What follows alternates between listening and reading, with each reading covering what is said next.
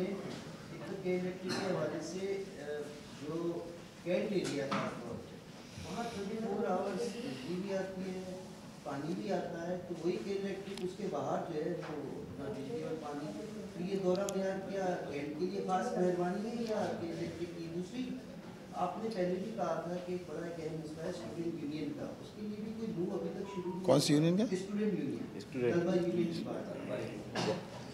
ठीक है, देखिए ये सिर्फ कैंट का मसला नहीं है। कराची के साथ इस वक्त जो दौरा मयार इख्तियार किया जा रहा है हर मामले में, अभी पिछले दिनों मैंने तस्करा किया था, जिस तरह हायर एजुकेशन के जो इदारे हैं उनमें फ़ीस का मामला हो या फिर कराची के वसाइल को कराची पे लगाना हो, इंफ्रास्ट्रक्चर की बात की गई अभी, हर मामले में यही कैफियत है। यही के इलेक्ट्रिक सुरजानी टाउन में लोगों को मीटर लगाकर नहीं देती है, बल्कि ट्रांसफार्मर से लोग कुंडे लगाते हैं और इन्होंने लोकल बदमाशों को इस काम पर मुकर्रर किया हुआ है कि लोगों से वसूली करें। तो एक तरफ ये सूरत हाल है और दूसरी तरफ आप खुद बता रहे हैं कि कैंट एरिया में जो है वो लाइट नहीं जाती 24 घंटे। हो सकता है आपके इलेक्ट्रिक वालों से पूछें तो वो कहें कि यहाँ रिकवरी पूरी होती है। तो एक तरफ सुरजानी टाउन में यह है कि लोगों के कहने के बावजूद भी मीटर लगा के देने के लिए तैयार नहीं है, बल्कि गुंडा अनासिर को वहाँ रिकवरी अफसरान मुकर्रर करके वहाँ लोगों से बज़ोरे कुव्वत जो है वो पैसे वसूल किए जाते हैं। ये आप मालूम कर लीजिए, पूरा सुरजानी टाउन, तेसर टाउन की यही कैफियत है।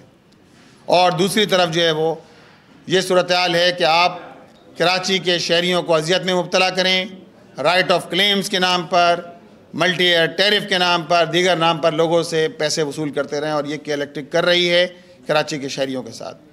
दूसरी बात स्टूडेंट यूनियन के हवाले से, देखें आज भी मैं ये बात ज़रूर कहूँगा कि अगर तालीमी इदारों में स्टूडेंट यूनियन होती तो आज जो सूरत हाल हमें सियासत में नज़र आती है वो सियासत में नज़र नहीं आ रही होती।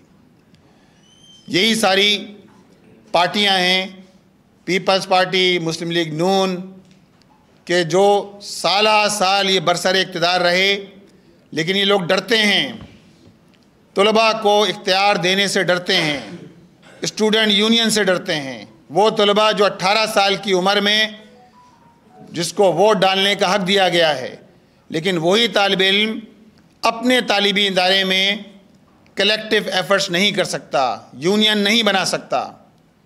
तो ये तो ज़िम्मेदार वो लोग हैं कि जो ख़ाइफ़ हैं कि अगर इनको इख्तियार मिल गया, स्टूडेंट यूनियन बहाल हो गई, तो इसके नतीजे के अंदर जेन्युइन लीडरशिप उभर के सामने आएगी और उसके नतीजे में ये चोर उचक्के, ये लुटेरों, करप्ट अफराद की माफिया का जो है वो ख़ात्मा होगा। लिहाजा ये नहीं चाहेंगे।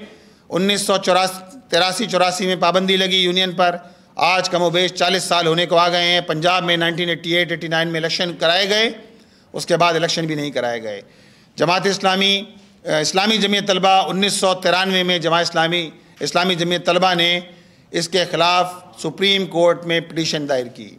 उस वक्त इस्लामी जमीयत तलबा के नाज़िम आला अवैस कासिम साहब ने ये पिटीशन दायर की और सुप्रीम कोर्ट ने एक मरतबा फिर इस पिटीशन को जो इस्लामी जमीयत तलबा ने दायर की थी, कल ही की खबर है कि उन्होंने दोबारा असर नौ को सुनना शुरू किया है।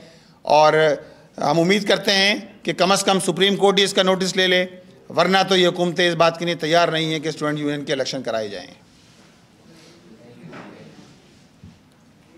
बहुत शुक्रिया जनाब, बहुत शुक्रिया।